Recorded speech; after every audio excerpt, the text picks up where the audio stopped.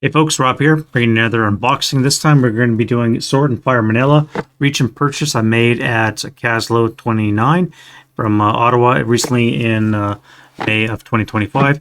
And we're going to open this up. We're going to see what's inside. I've wanted to get this one for a while now, and I was able to make a lot of purchases in HASL, like I just said. And this is going to be the first of many unboxings that we're going to do. I bought 10 things while I was there. Bit pricey weekend for me, but let's see what's inside the box. Right, so here we go, Sword of Fire Manila, and this is MMP's historical module number 11. Again, this is PTO, so we're going to have Manila, Philippines, U.S. Marines versus Japanese. Now, like I said, I've been wanting to get this one for a while. So this is February 45 action, late war, Japanese on the defense with the Marines on the attack. So let's crack it open. All right, we got a usual layout, what's included. We get the one box and lid. We get the 1 or 6 map sheets. Jesus. Each one's 2 feet by just over 3 feet, as well as one 2 foot by almost 2 feet reduced size map, I assume, of all 6 map sheets laid out. 4 counter sheets, 25 scenarios, some chapter SF pages, and 3 chapter dividers. So that is a fair bit of goodness in the box. It's fairly heavy. It's a good 3-inch box. Fairly heavy worth of goods. So let's break out the components. And we will go through them one at a time. Right, first up, we're looking at the Sword and Fire rules. Now, we do have the electronic HASL because I was working on with some other guys on the proofing, so I already have the electronic version of this.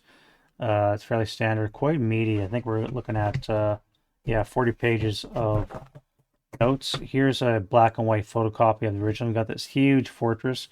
Again, one of the old Spanish fortress. Quite a lot of the fighting, from what I understand, is going to be taking place inside there. We're going to have overpowered Marines versus the Japanese. So I believe a lot of the fighting is going to finalize in there as the Japanese get more or less scrunched into this location. All right, let's see what we have here. Now, again, if you've never seen a historical ASL module, these are all going to be generally the same. We're going to start off with some SSRs for the scenarios, and then we're going to get into some campaign HASL specific rules where you break down the various terrains that unique to the maps. So we have more information on debris that's unique to the map, based or expanding on your standard rules for terrain. We have some steeples, we have special buildings, we have the seawall.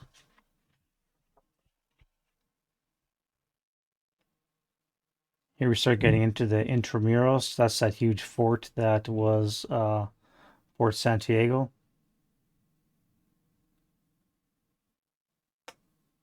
Even the cemetery looks rather huge and impressive as well. Fairly small section on the terrain features, which is great.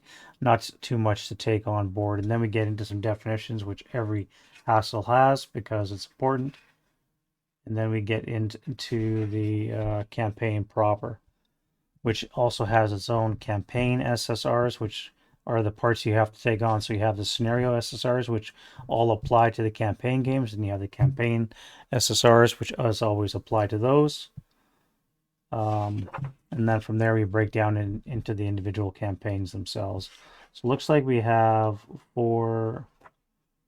5 campaign games to play. Each one, I imagine, has varying complexity. We have 6, 10, 12 campaign game days up to campaign 3, 7 for that.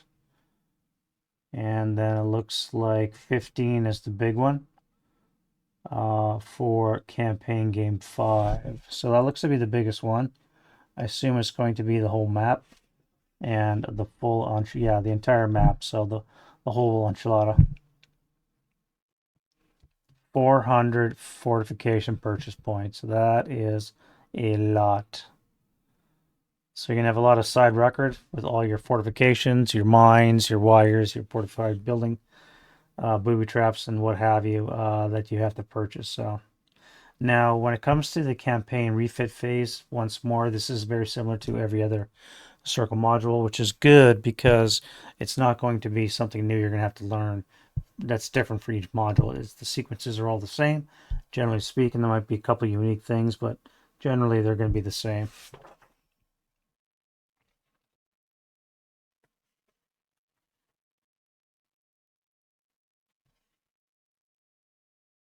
All right, so we're dealing with perimeters, which is very much like red barricades and Valor of the Guards, less so like a Bridge Too Far and Camp Piper, which I'm learning. Those two latter ones, it's more or less set up areas that are centered on strategic locations. These ones here, the city ones, are more or less front lines. You're going to have rear areas, maybe some isolated areas, but you're actually going to have clearly delineated front lines with some isolated pockets. And of course, they give you nice examples on how to delineate those.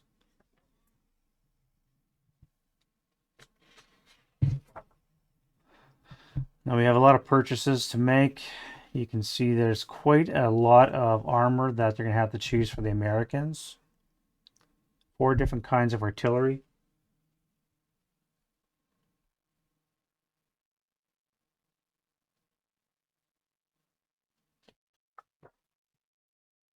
Japanese are the same. We have 4 different kinds, including 450 millimeter rocket OBA from Naval Art Rocket.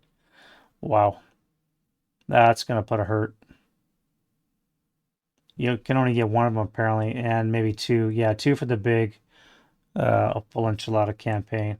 But still, that's going to be a huge harassing fire template. So it's the 2 outside hexes from the target hex.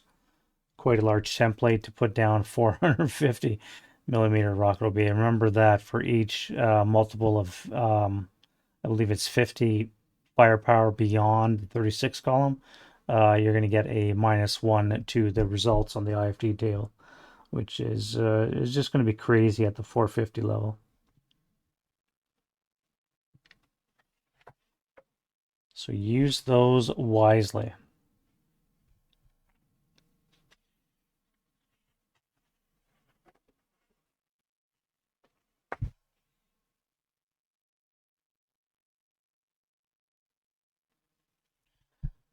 We have a page, 2.5 pages of key terrain lists. Now, I'm not sure what these are for.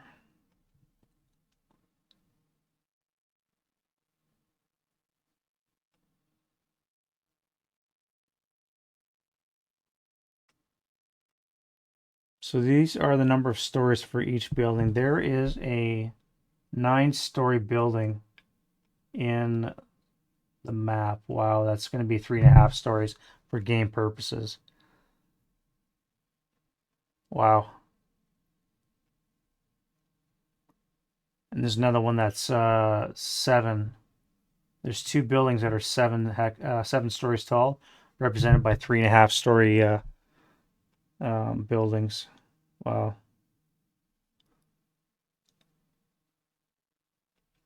A lot of play testing went into this one. That's great to see.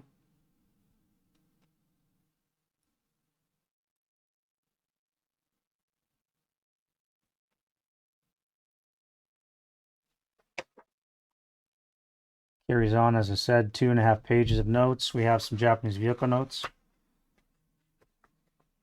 And then we're going to be going into footnotes. Yeah. So, all right. These are different VP notes for different special buildings. And then we have a lot of footnotes, which are always very interesting to read. Gives you some history. And we actually have historical background as well.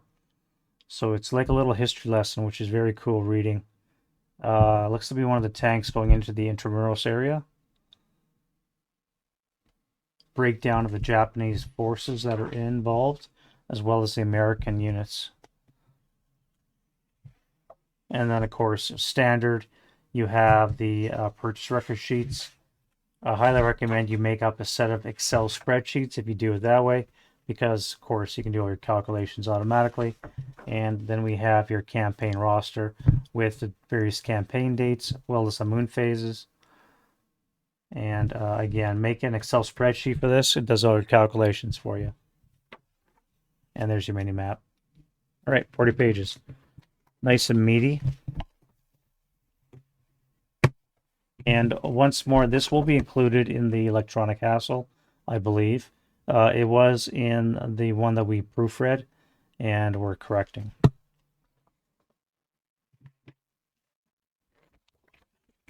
So we have 3 dividers, 2 campaign organizers, one for the Americans, one for the Japanese.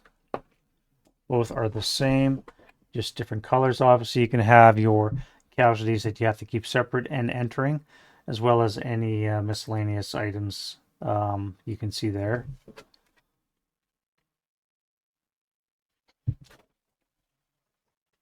Fairly standard for every HASL. And of course, you always have to have your scenario aid card as well, which has unique stuff per the scenario, and a colorized version of the map. That is a huge map. You can see it's a 3x2 set of maps. Look at all the dead space around the fort. That is going to be death to cross for the Americans. So they're going to have to get a lot of smoke and position to cover that advance.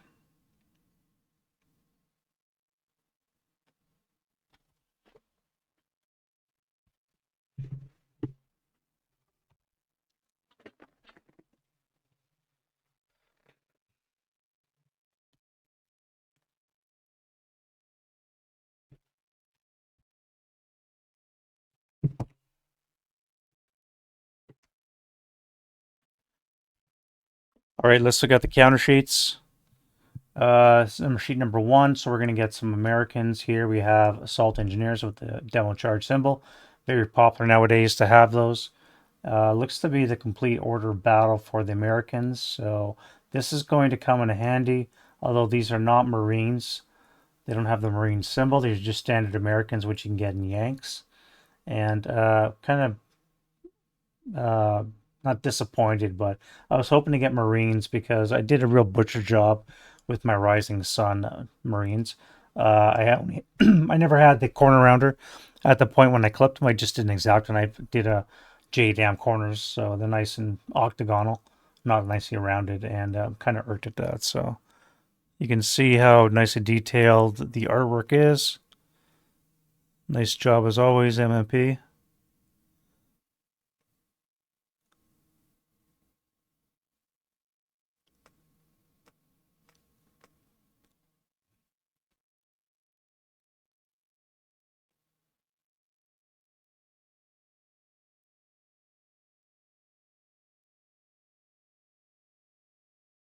And of course, we can check the registration by turning it sideways. You can see how everything's nicely lined up. It doesn't appear to be any kind of bleeding from the counters into the sides. Everything's registered nicely. Now, I did see a post on Game Squad that the latest counter sheets might not have the durability of some of the earlier stock that they're using. If you look at the side, they might be wearing a lot easier, depending on the material that's used in the cardboard. You can, I don't know if you can see it or not, but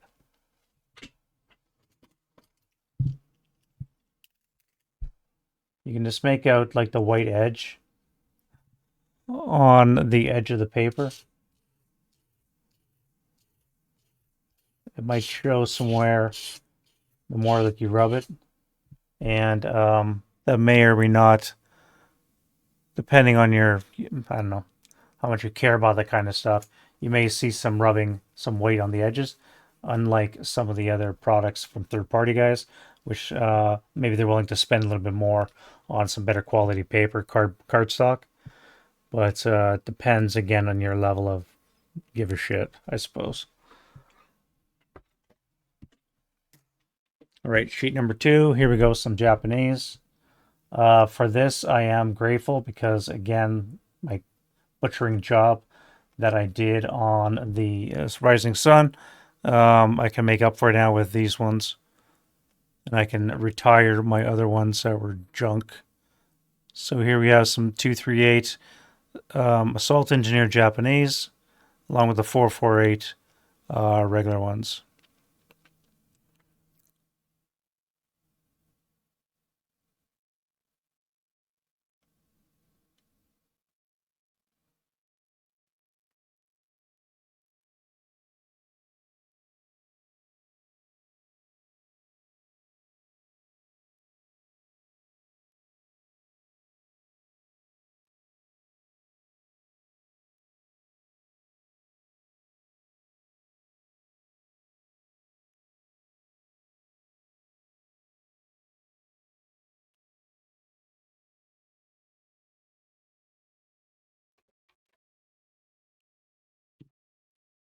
All right, sheet number 3, we're looking at more system counters. We do have the location ones needed for the campaign, as well as a crap load of tanks, and then we have some British replacement counters with the 3-inch mortar alternative, because there was a errata that came out which had incorrect uh, mortar size. We used to have the 76, I believe it was, which is incorrect. Now it's actually an 81 millimeter for the 3-inch mortar that they had.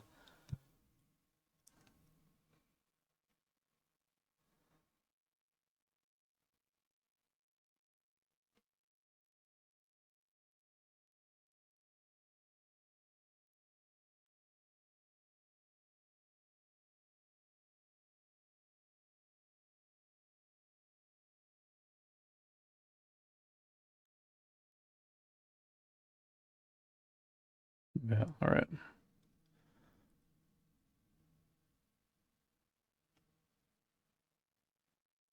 Once again, the registration looks very good.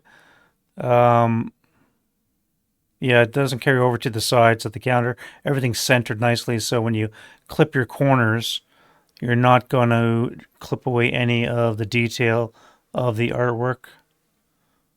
They're fitting a lot of information on some of these counters, and you always got to be careful depending on what you cut, what you use to cut, excuse me, depending on how much information, if any, you might lose.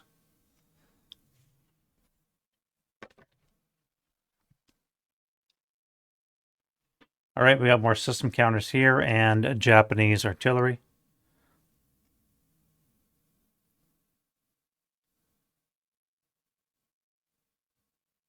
20 long, 120 long AA. That'd be pretty nasty, I would say.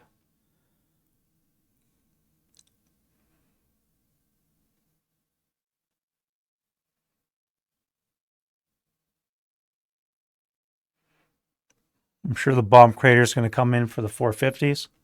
Rocket battery.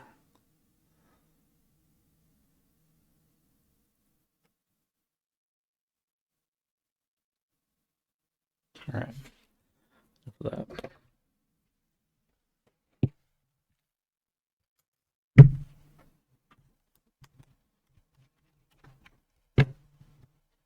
All right, we're just going to quickly zip through the scenarios. I'm not going to go into detail. We have certain fire one, race to the river, which uses the top right corner of one of the maps. Power struggle on provisor, which uses the right side of number 4, and then number 6, right side, the Grim Reaper's lair. These are all fairly large numbers. We're looking at least a dozen troops on both sides, 10 or so dozen troops on each side, which I guess are not large, but good, healthy numbers of units. This one's a little bit shorter, 5.5 turns. We got 12 Americans versus 8 Japanese squads, using up most of a portion of 2 boards.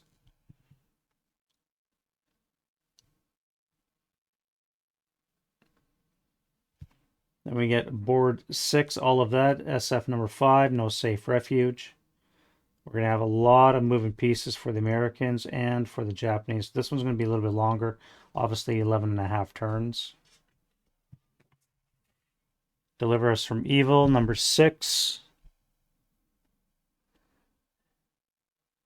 Big chunk of board 6. We're starting to get a little bit smaller again. 14 American squads versus 11 Japanese. And number 5 includes some, looks to be some purchase points.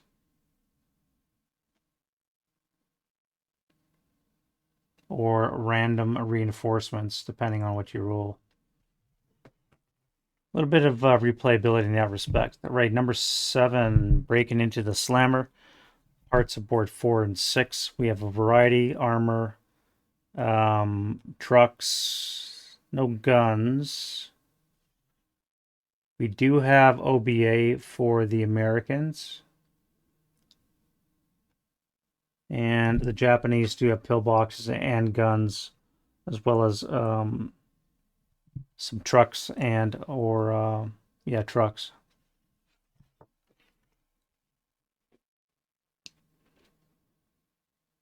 Looks like we have a variable game length end. We don't know, 6, 7, or 8, depending on certain factors, I assume. These are going to be randomized by the American, apparently, depending on certain choices that are made.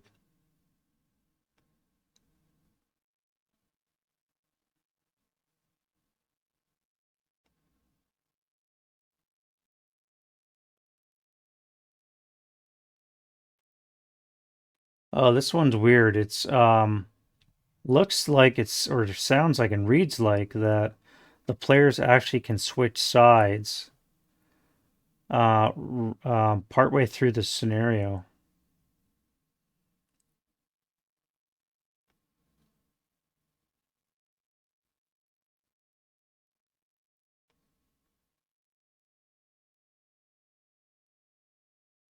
Wow, that's interesting.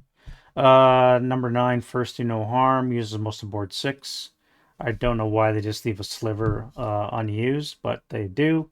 And we're going to have well over a dozen troops, almost 20, with a mix of vehicles, probably some OBA in there. No, but we do have fortifications.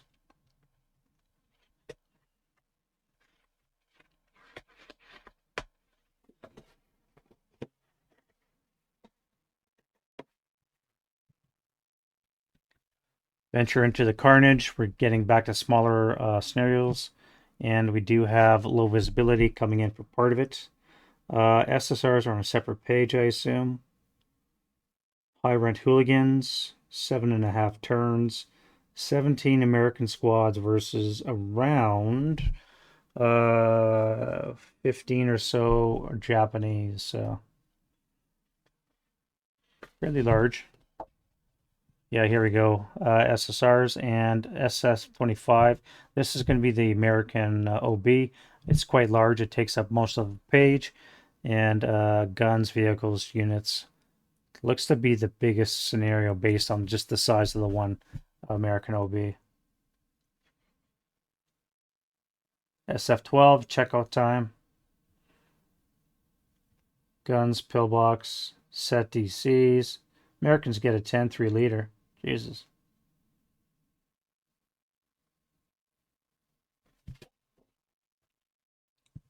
You can fight City Hall, SF-13. City Hall has one of those huge 7 or 8 story or maybe even 9 story buildings, towers, represented by the 3.5 level building.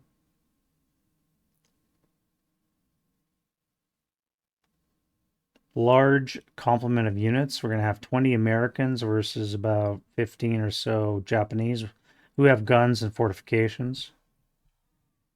And the price of postage. That is a formidable looking building.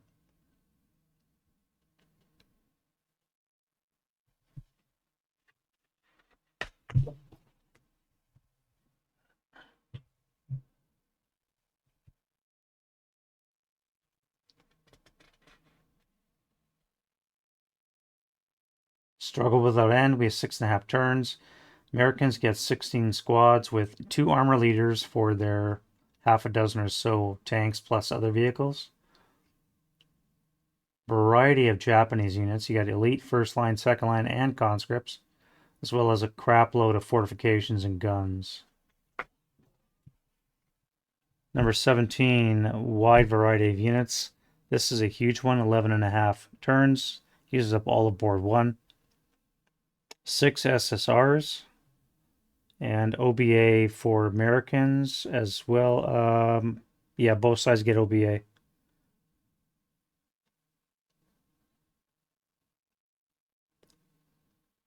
Americans even get an aerial observer for one of their modules.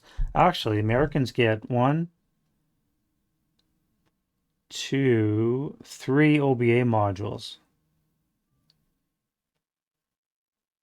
Interesting. Walls come tumbling down. SF-18, 7.5 turns. It looks to be fairly large, but you only have a dozen units for the Japanese and 15 for the Americans. But just because of the numbers of units are fairly diverse, it's really not that large. This is probably one of the smaller ones. You have 10 Japanese versus 16 Americans for 6.5 turns.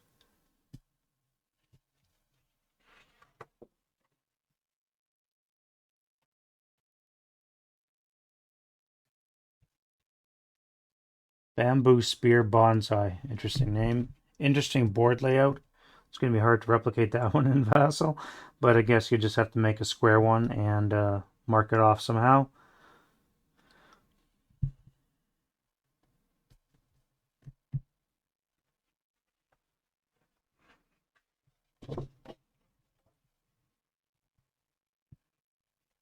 Iwabuchi's sarcophagus. Parts of two boards. Typical, we're looking at a dozen, 15 or so squads aside, and a mix of everything.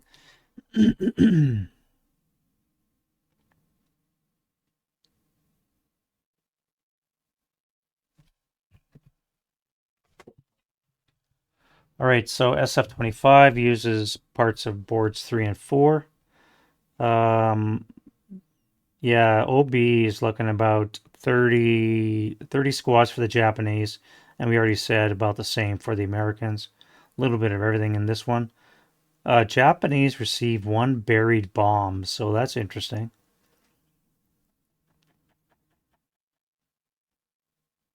Pre-game bombardments, that's cool. And OBA for both sides. All right, so let's just a quick look at the scenarios. All right, so this is the mini map we're looking at right now. The little 2 foot by 2 foot. You can see the maps how they're all orientated. We go up and down. So 1, 2, 3, 4, 5, and 6.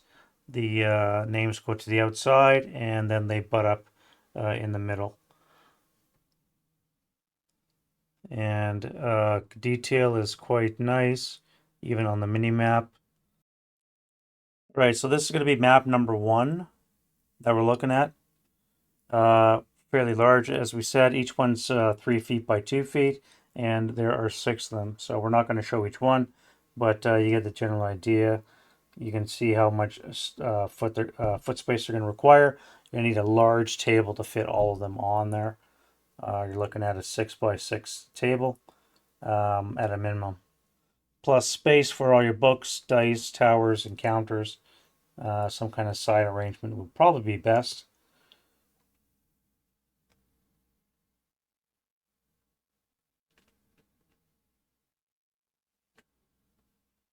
That is a nice thick wall that you're not going to be able to penetrate.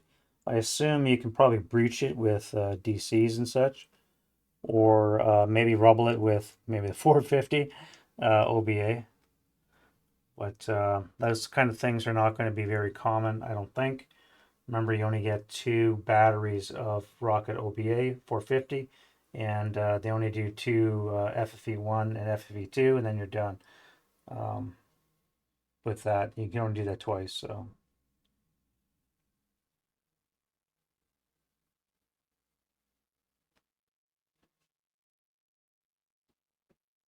So the artwork is going to be similar on all the maps, and like I said, I'm not going to show you each one. You get the idea.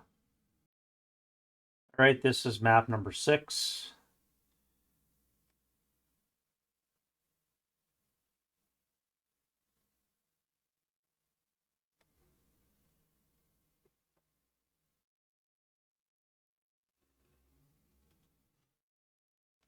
This must be a university campus that's all bombed to shit.